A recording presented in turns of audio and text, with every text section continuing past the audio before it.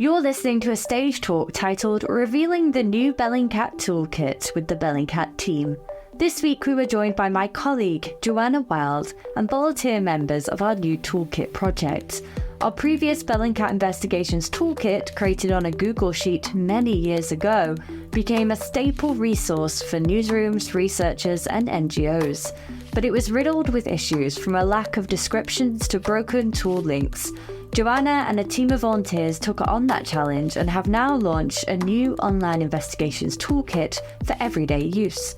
You can find all the links mentioned in the talk in the description of this podcast. The talk was hosted by me, Charlotte Maher, on Thursday the 26th of September 2024 in the Bellingcat Discord server.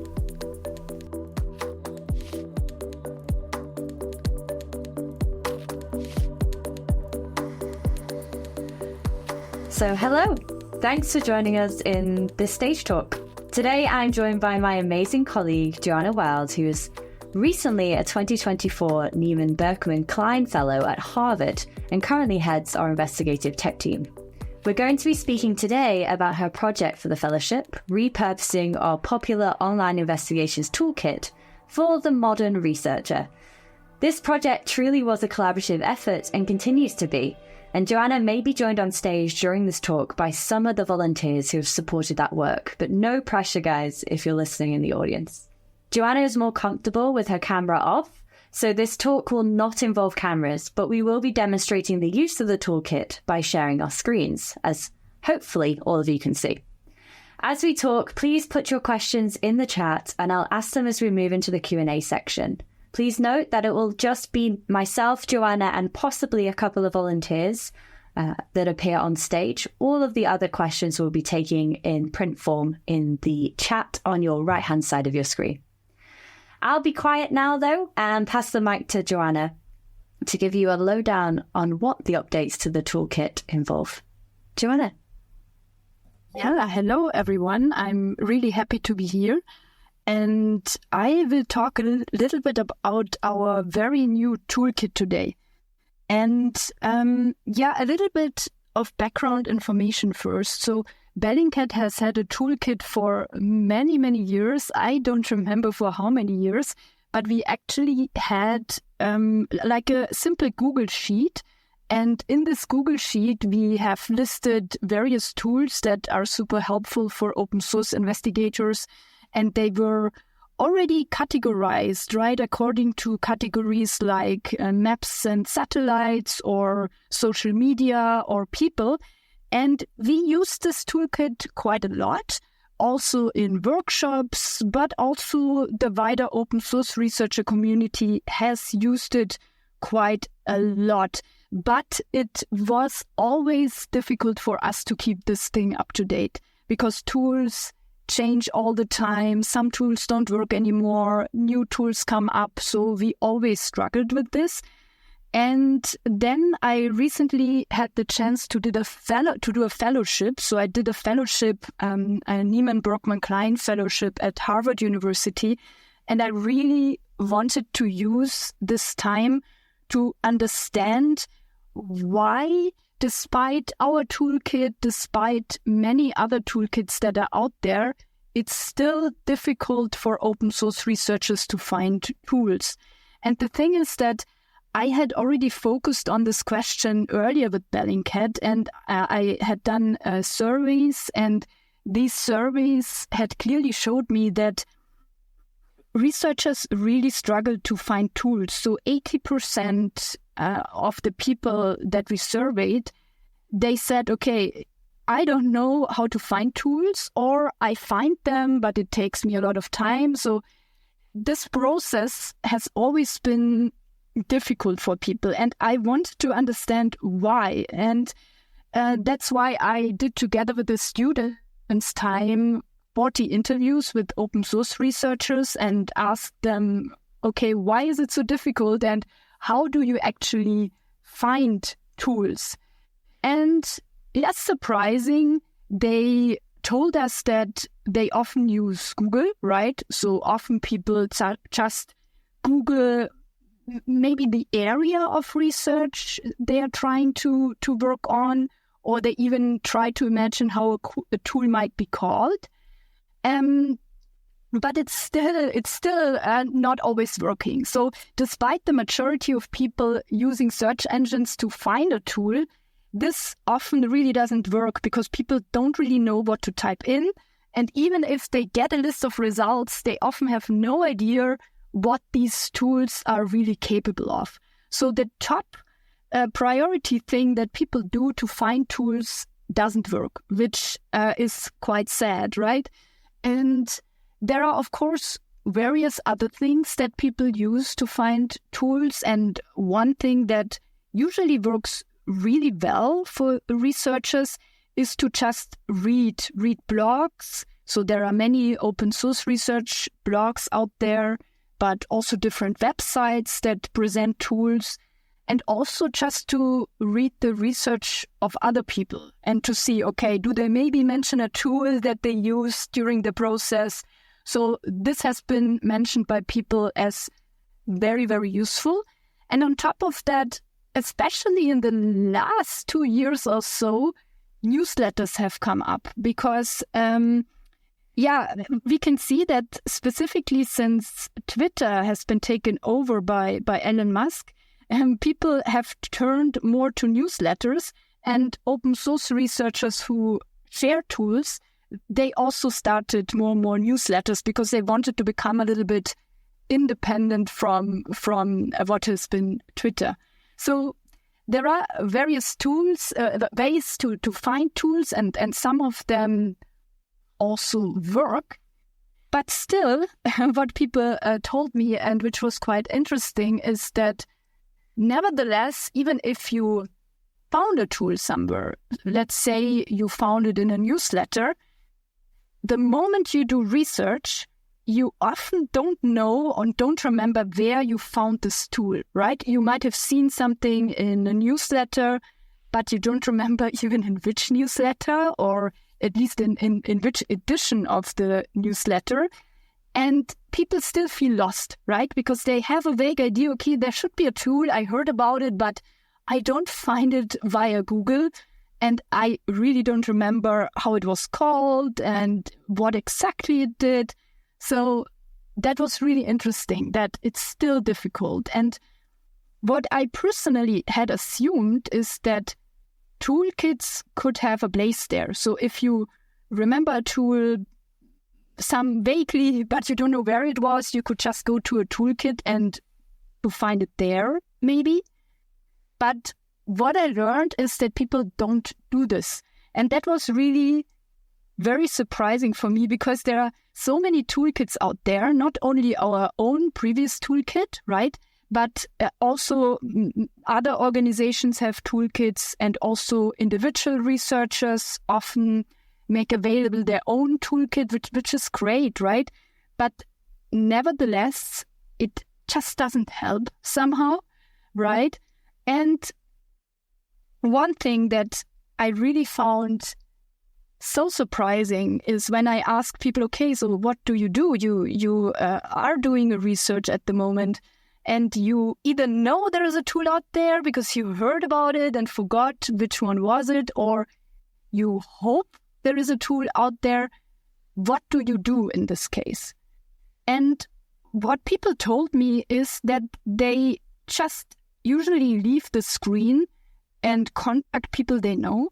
So instead of searching online, and we are so online in this space, right? We spend whole days on the screen, talking often with nobody. Sometimes we talk with people, but there's a lot of screen time. And nevertheless, if you want to find a tool, you often leave your screen, or at least you start communicating with people. And people either contact colleagues or they contact people in the space that they know somehow. And they really approach them and ask, look, I'm doing this right now. Do you know a tool that can do the following 3 things that it should cover? And yeah, this was so surprising to me because in our very digital space, we are very much not using any digital tool very much to find tools. And yeah, and based on this finding, I started to ask myself the question, is there a way to transfer this way of communication and sharing knowledge between people who have already used a tool? Can we transfer this process to the online world where we already are? Because not everyone might have colleagues, right? Not everyone is already well connected in our space. Many people enter the open source research space at the moment, and they are at a disadvantage because they don't know whom to contact. And this is why I really wanted to design a new toolkit that helps people find the information that they usually only get within the community if they know people, right? So the idea was to design a toolkit that is more helpful than toolkits that we had out there. And the reason why many toolkits were not very helpful, so the top reason was that most of them were just not kept up to date. And I already mentioned earlier that unfortunately this was also the case for our own toolkit. So we always had tools in the old toolkit that did not work anymore because we just didn't have the time to maintain it. So that is really annoying. If people come to a toolkit and they see that half of the tools there are not up to date, they often just leave and they actually never come back. And I wanted to find a way to make it better so that people really come back. And that's why I asked people, what do you want to see in a toolkit? And interestingly, it was very easy for people to tell me what they wanted to see. So number one was really, okay, it needs to be up to date. But the other thing was, okay, I need a description of the tool. I need to know what problem does a tool solve that is in a toolkit. Otherwise, it's useless for me. They really wanted information on the costs of the tool because open source researchers really hate if they go to a tool, they can do 3 searches for free, and suddenly the tool asks them to make a subscription, right? That happens, and people really hate it.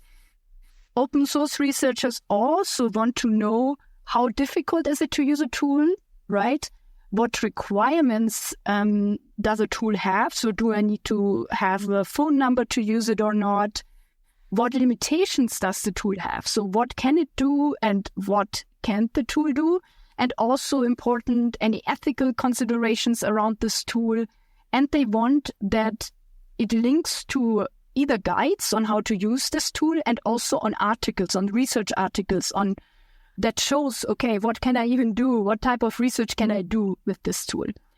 And this way we really got a very clear guideline basically from the open source researcher community how our new toolkit needs to look like. And based on this, we tried to build what people wanted basically.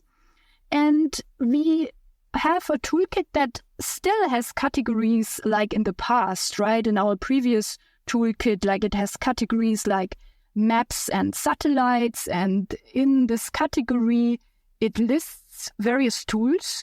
And you see a very short description if you go to our toolkit. But the big change that we made is that for each tool, we created its own page. And if you click on this, then you get a page only with the description for this tool, and which also really goes into details. Okay, what do I need to consider? What is the cost of the tool? What are its limitations?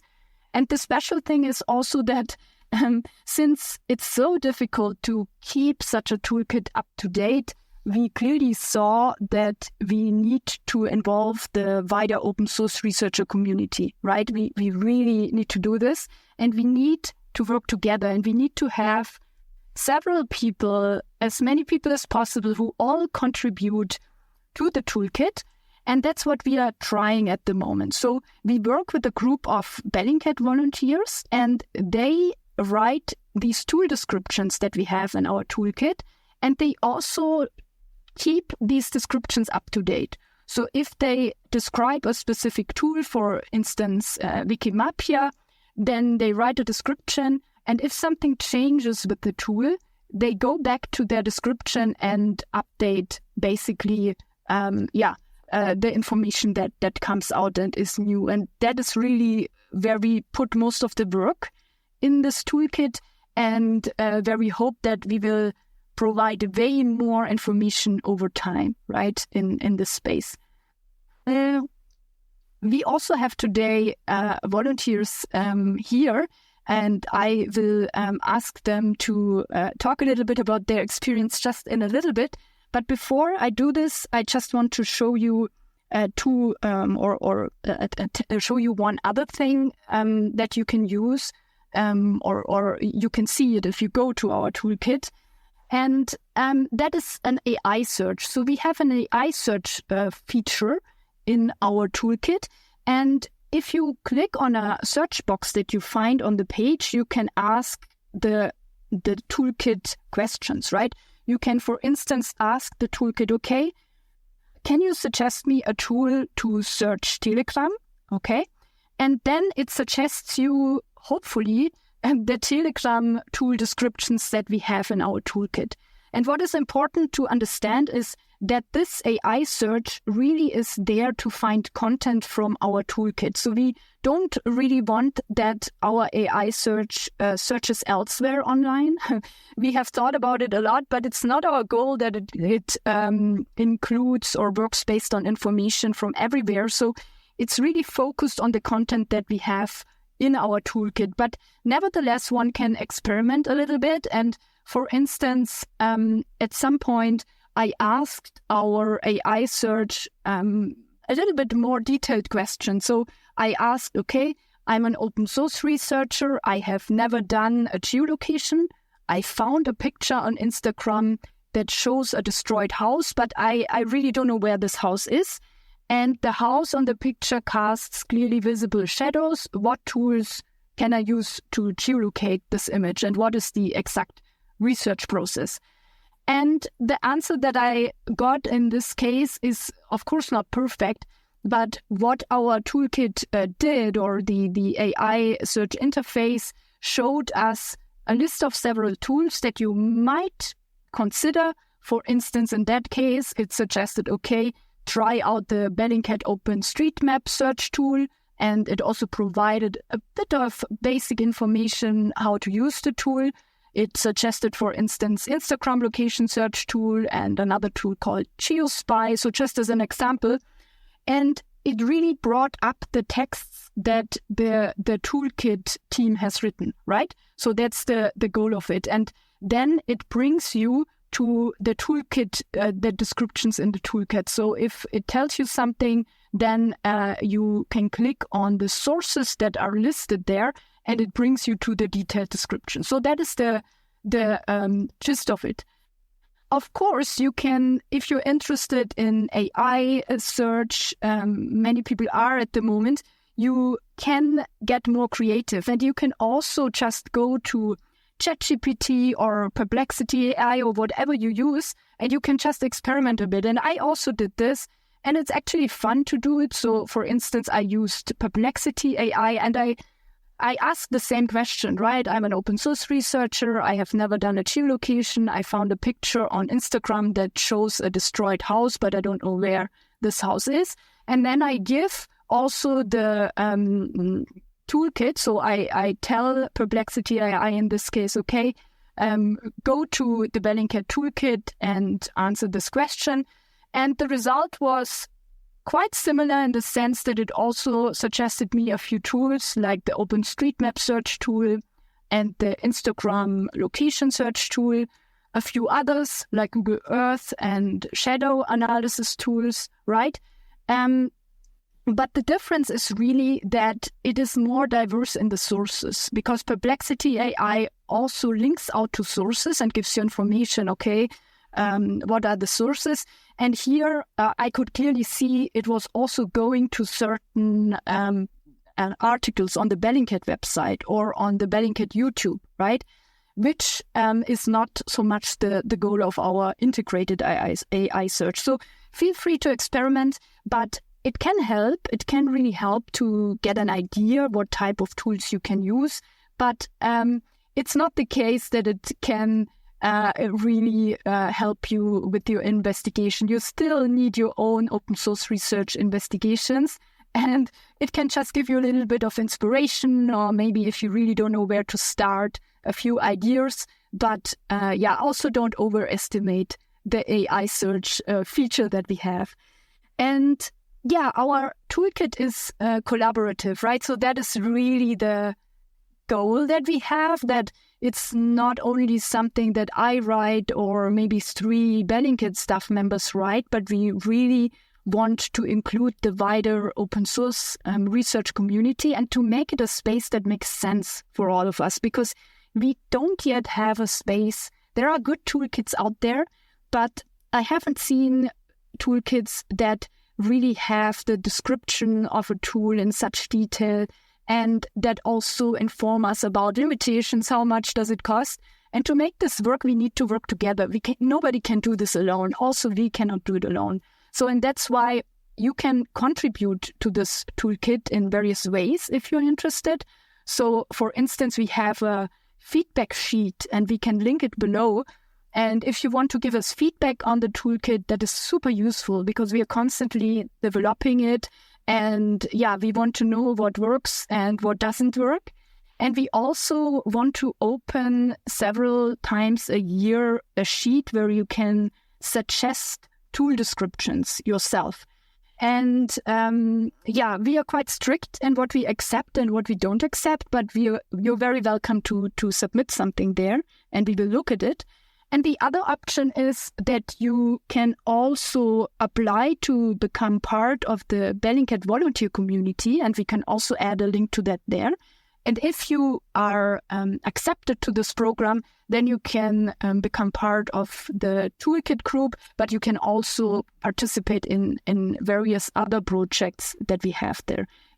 And finally, we are also open if you are part of a newsroom or a university. We are also very open in collaborating in any way or in several ways because we really want to create something that makes sense for all of us and helps us understand tools way better than it often was the case in our work. Thank you so much. And I know that we have people here in the group who have contributed to the toolkit, and I would really like to invite you to maybe share a little bit about your experience of contributing to this toolkit, writing toolkit descriptions.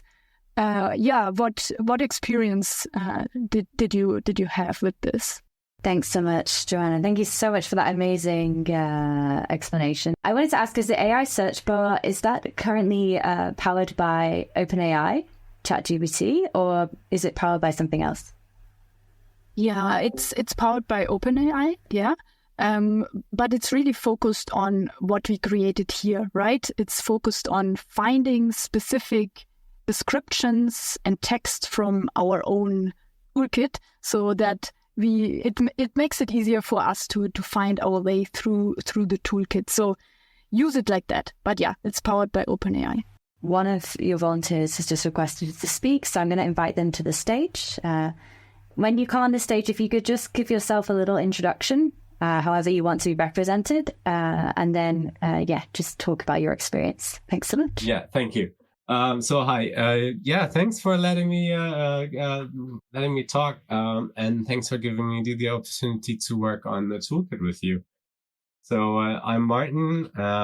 My background is in social psychology and cognitive neuroscience, and I'm a tool guy. So basically, whether it's research tools or whether I'm in my workshop where I build like physical things, right?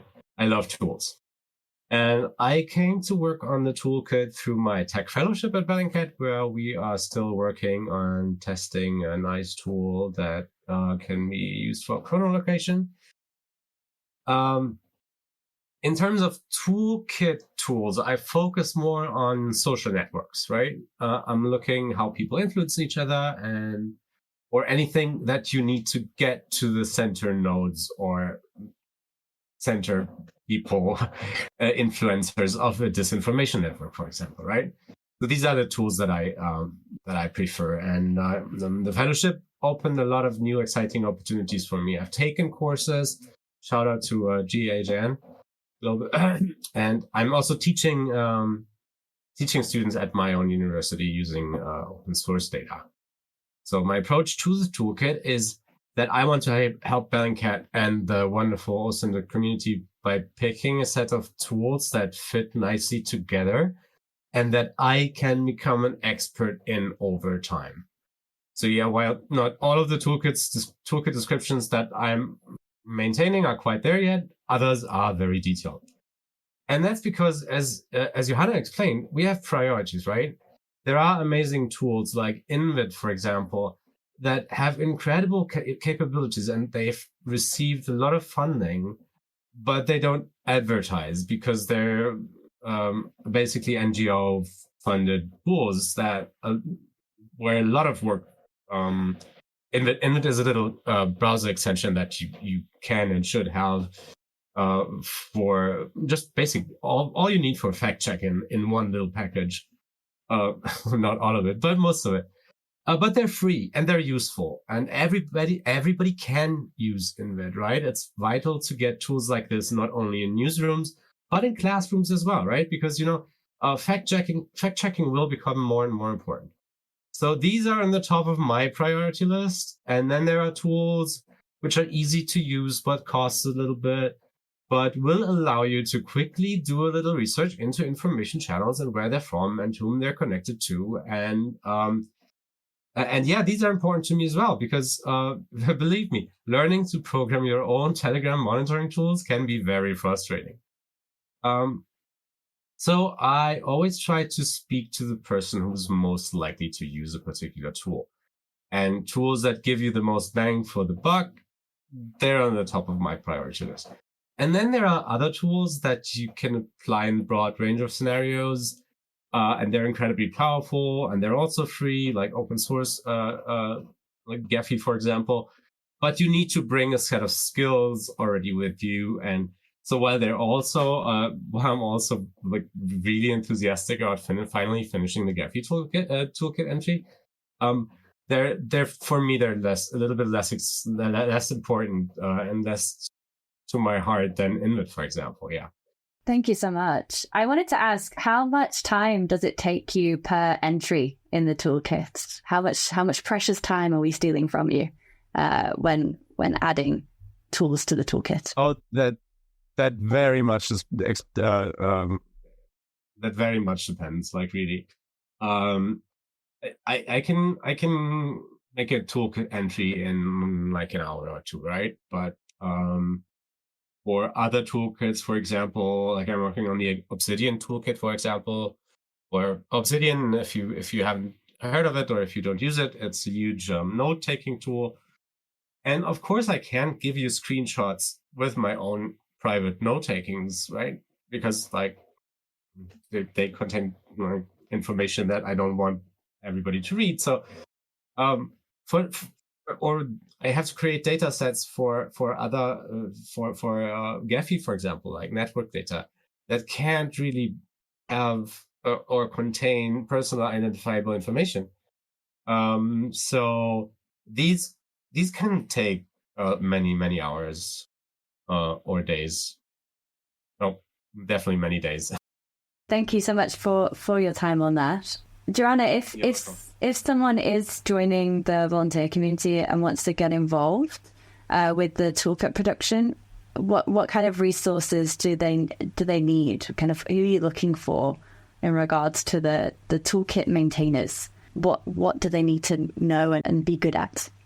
Like Martin here. Yeah, thank you for this question. So I think people really don't need to have any background in open source research yet, because there are, as Martin already mentioned, there are basically two ways of participating in this project. The one is you have already used tools a lot, you already know how they work, and now you write about it.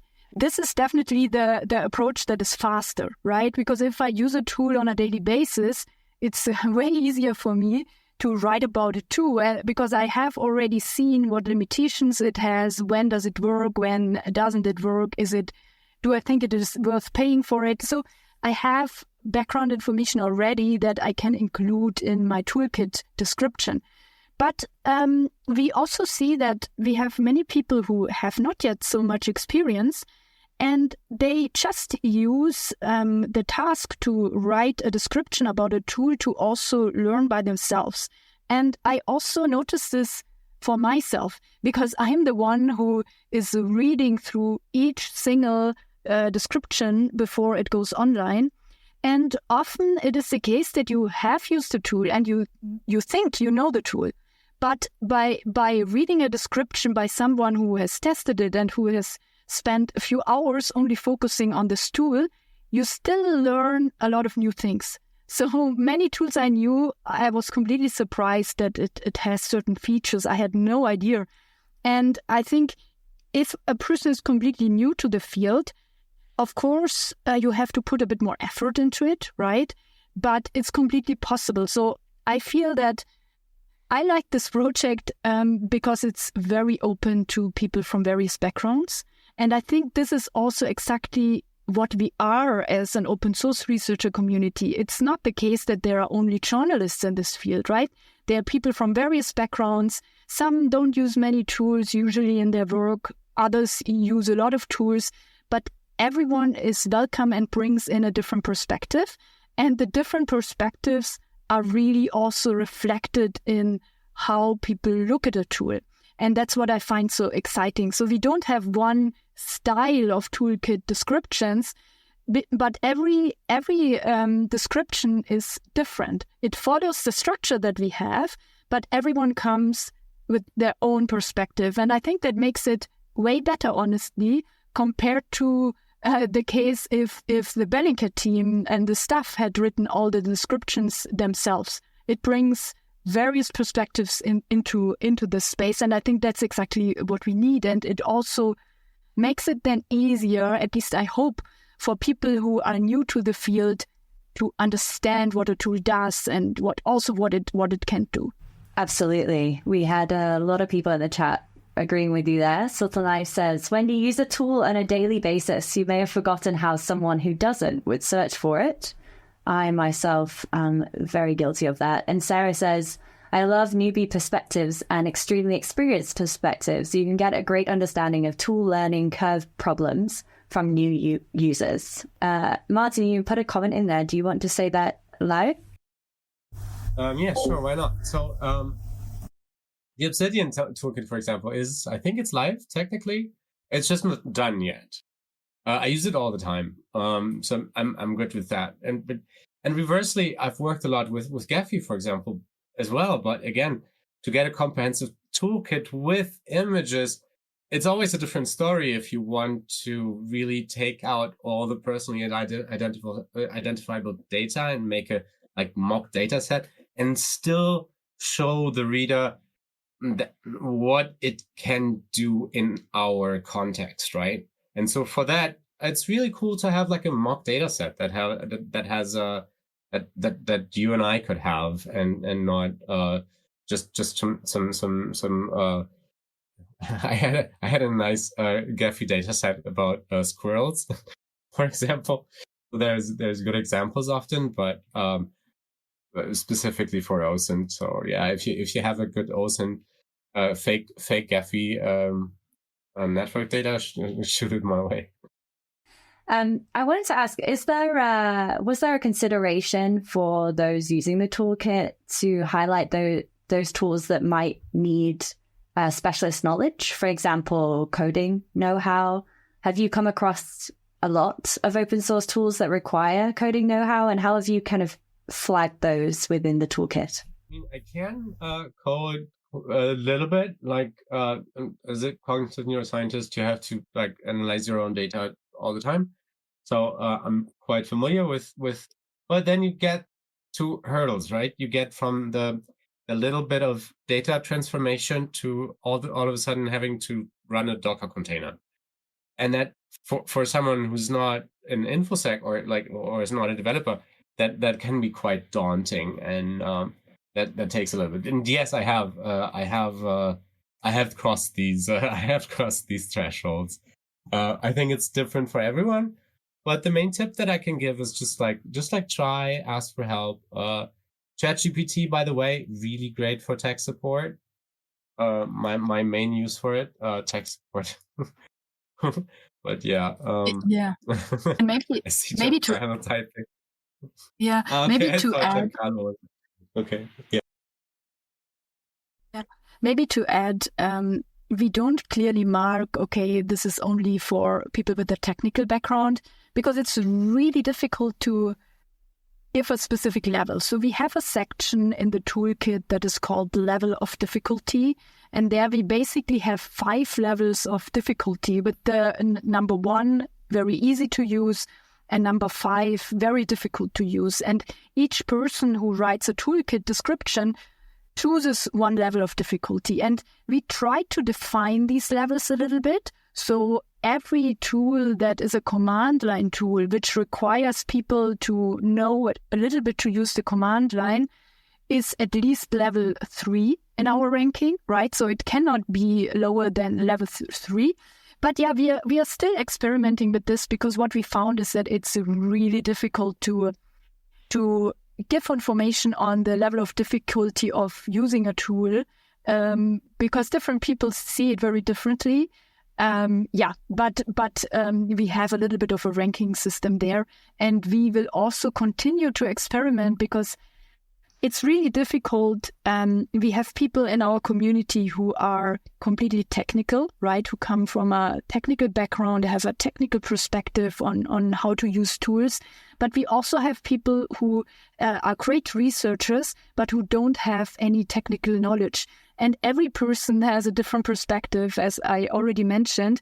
And you also see that in the descriptions sometimes. And what is also very important is that people with a technical background are often not the best to describe how to use a tool, because for them, not to say that they cannot be good. We have brilliant people with a technical background who are good at this, but I think it's way more difficult if you are very technical to describe how a tool works in easy words. That's what I learned during this project, because if you understand it yourself so well how it works, you can even not imagine what steps can be difficult for people who don't have a technical background. So what I found is that, of course, if you don't have a technical background, you will struggle way more to use the tool for the first time.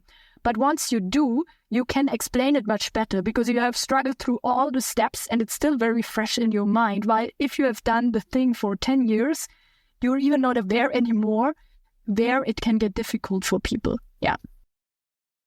I love the difficulty ranking. I think that's really useful. And it's good to know that the coding tools are only marked from 3 upwards. A lot of people in the chat admitting to using ChatGPT to solve their problems, including our Director of Research and Training, Giancarlo, who apparently is asking ChatGPT or the bartender to solve their problems, which is interesting.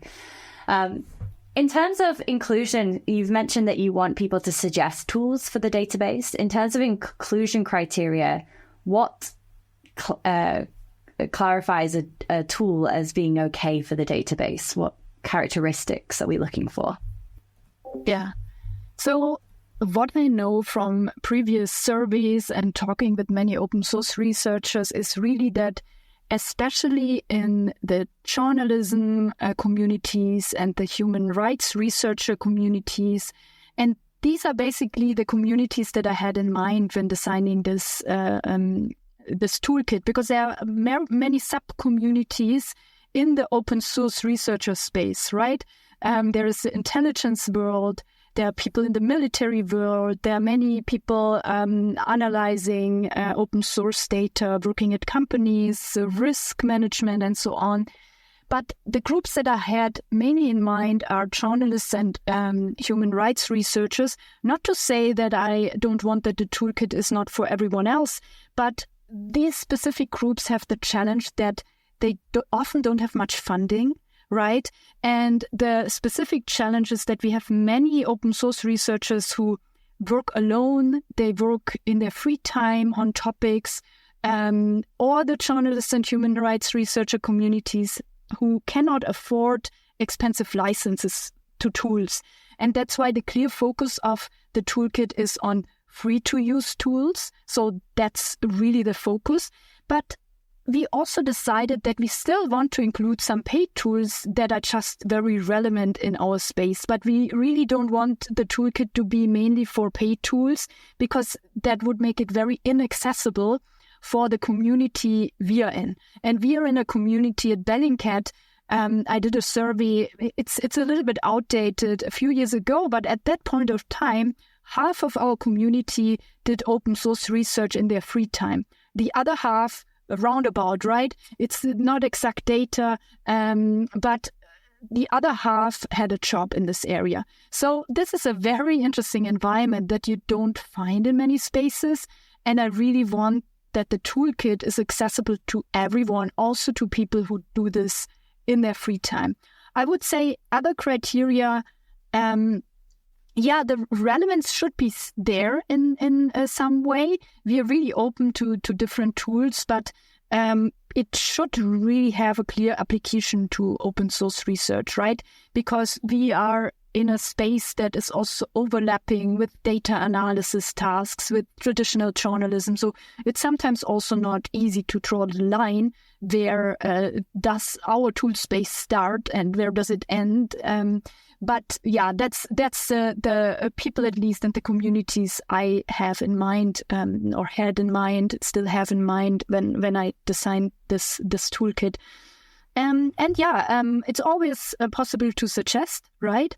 And the only thing that is really important to me is I get a lot of suggestions from commercial tool providers who are very keen to be included in this toolkit, but they are less keen to share with us the limitations of the tools, right? So if you work in a marketing department for a company that develops a tool and you make money with it and your job depends on it, it's way more difficult for you to communicate, okay, this tool can do this, but it cannot do this. And that is really what is important for me, that we, at no point we want to make this toolkit, we don't want to turn it into a marketing space where we just have, tool descriptions that are written in a very positive way. We really want to reflect on each tool and point out what works and what doesn't work. And I think that also sets us apart. That's what the community really needs, because many people are not sure. They see a tool name, but they don't know, should I try it out? Should I not try it out? And sometimes it really requires a learning curve to get into a tool. And it happens to so many people. They spend 3 days learning a tool to find out what was promised doesn't work at all. And that is the worst thing ever. So yeah, for us, the critical reflection on a tool, whatever tool it is very important. Yes, and that's also why it's so important to keep the list updated as well, because I know how quickly these tools also break and fall away. And that's why it's really important. Please do get your questions in, by the way, in the chat. We have about 15 minutes left. And if you are a volunteer and want to join on the stage, please do request it. I have a list of names of people who've helped on this project. So if you are one of them and do want to speak about your experience, feel free to request. I just wanted to thank Martin, who I've noticed has just dropped off. So thank you so much for talking on your experience. Brackish Line has asked, curious to hear more about how you're all approaching maintaining the toolkit and how to maintain enthusiasm for maintenance. Really great question. At least in my experience, the lure of creating more new content can feel more compelling than keeping existing materials updated. Yeah, so that is definitely the case, right? It's way more exciting to write a tool description and focus on a new tool. It's true, it's a challenge, and the toolkit is still very new, right? To be honest, I don't know how well it will go over time with maintaining the tool descriptions. I really hope it will work out. But basically, my idea is that we just become more collaborative. Because if one person maybe wrote a toolkit description at some point and then is not very motivated anymore to continue maintaining it, there is, or at least I see opportunities of collaboration with especially universities, with students, or hopefully also newsrooms and journalists, so that we can hand over the task to look at a specific tool. So that might be one solution to it. If it doesn't work that one person looks at the same tool for 5 years, why not hand it over to a person to whom it is still new, right? So that is one approach. And of course, the Bellingcat team is also still there, right? So this is the reason why it is a community project. But what I also really learned during this project is that you need a lot of coordination. It's really required to keep a group of volunteers active and alive. And it's also really, it depends on how much energy you put in. Because if you don't put in much energy, then also this is communicated to the people who contribute. They feel this right away. So if I would just say, look, I'll contribute, but I don't have much time, I'm sure it would be quite difficult to keep up the motivation. But I feel as long as people see that, first of all, it's active, the Bellingcat team is also active, and other people also actively contribute. And secondly, I think people need to see that it has an impact, because nobody wants to volunteer their time to something that isn't used. So, and this is actually the next phase, which will be quite exciting for us to see, okay, to which extent do open source researchers actually use this resource? And we are quite positive.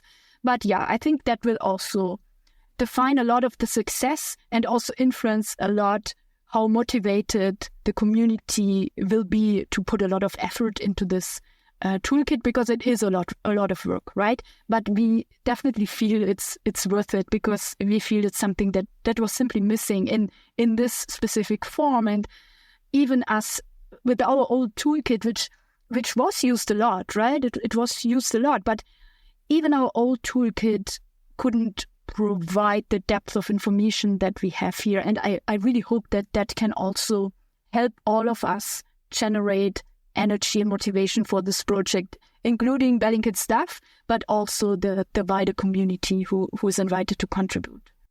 Definitely, and I think that comes with the Bellingcat staff also making use of it. I mean, yesterday I found myself searching it for a tool that was working on X to map out networks, and found the toolkit really useful for that. So I'm already using it as a staff member, and I think the more we can regularly use it, the more we'll be pushed to maintain it as well. Drew has asked, as someone who is just getting into OSINT, what is the best philosophy when approaching tools? As with anything, I find that I spend so much time assessing the tools, I lose my direction with my project. Where does one draw the line with assessing and incorporating tools into our practice? So this is a question moving away from the toolkit slightly and the use of tools in general. Yeah, it's a very good question. And I have discussed with a lot of open source researchers exactly about that. Many people told me the same, right? It's very difficult, especially if you start, to know where to start and at which point you even need to integrate a tool, because you're so confused. And especially people who used the previous version of the Bellingcat toolkit, they told me this. They told me, look, I opened this. I'm an absolute beginner. And there are hundreds of tools listed. I have no idea where to start and whether I should even include tools. So yeah, I have heard this a lot. So the thing is, tools are not everything, right? I feel often in conversations, especially for people who start out, they often think, okay, I right away need to know all the tools, otherwise I cannot be a good open source researcher. And that is not true at all. You can do amazing research without using many tools. You can do research just using search engines, and that's all. And you can come to amazing results. So tools, it's not everything to use tools, but it can make your work a bit easier in many cases. And how I personally would start, if you really feel lost, I would just start by looking at a few commonly used tools. And basically, we created a section in the toolkit exactly because many people brought up this issue. They said, look, I don't know where to start. You need to give us a bit of guidance. And we included a section which is called Most Used. And in this section, we really list tools that are very commonly used. So if you start by looking at these tools, you cannot go wrong, because these tools will be important in any case for you, or at least in many cases. And if you look at these tools, you will see, okay, you can learn a lot. Just decide on one tool, take an hour or more and try it out. And this is how you, I feel over time, if you have done this often enough, you also get a better feeling of when you should include a tool in your research and when not. It comes over time. But at the beginning, it's completely overwhelming. I know that. And yeah, that's why we have the most used category. And that's also where the AI search might be able to help you, right? For instance, if you have found an interesting Telegram post, but you have no idea, okay, now I'm on Telegram, I know there's something to research, but I don't really know how to continue. Should I use a tool or not? Then you can use our AI search just to type in, okay, do you have any tools for researching Telegram? And then you get a list of tools, hopefully with Telegram tools, and you can start from there. So especially for beginners, this can help a little bit. I think even more than for people who search for something extremely specific.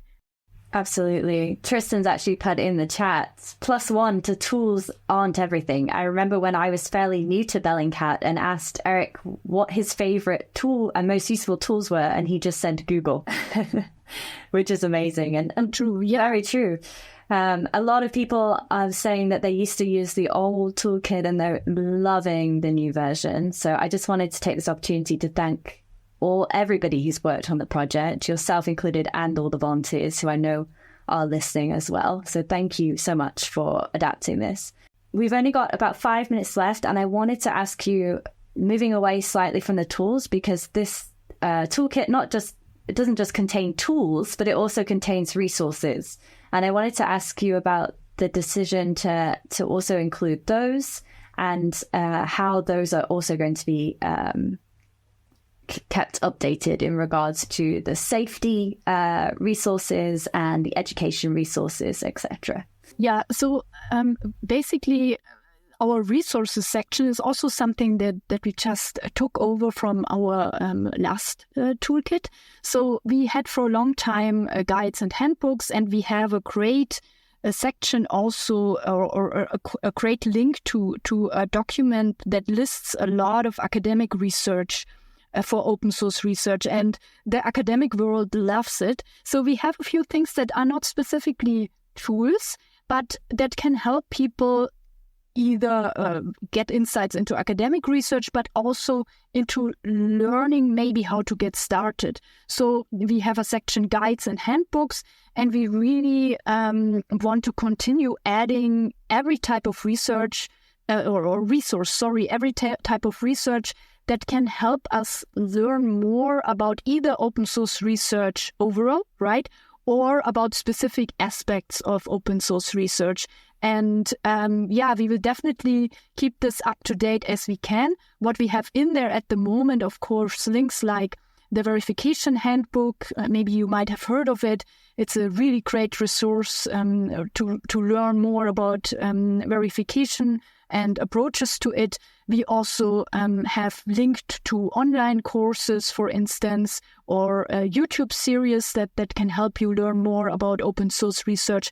Yeah, and we will definitely expand this over time. Yeah, it's a good point, because if you're new, it might be worth looking there. We also have a section now for newsletters and toolkits. So we decided we really also want to link out to toolkits of other people, right? Because or organizations, they might take a different approach to creating a toolkit, but it might be useful for some people who prefer this approach. So yeah, we will definitely keep this up to date.